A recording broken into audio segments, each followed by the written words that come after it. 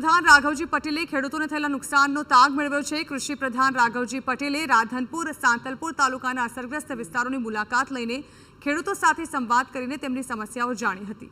મહેમદાવાદ અને ભીલોટ ગામે કૃષિ પ્રધાને અતિવૃષ્ટિના કારણે નુકસાનગ્રસ્ત પાકનું નિરીક્ષણ કર્યું હતું। કૃષિ પ્રધાને કહ્યું કે ખેડૂતોને અતિવૃષ્ટિથી મોટું નુકસાન થયું છે।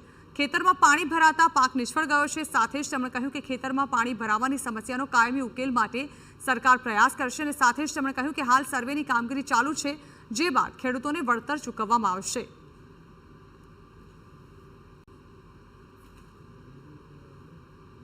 નુકસાન અને ખેતરોમાં ભરાયેલા પાણી આ બે મોટી સમસ્યાઓ અમારી નજરે પડી છે।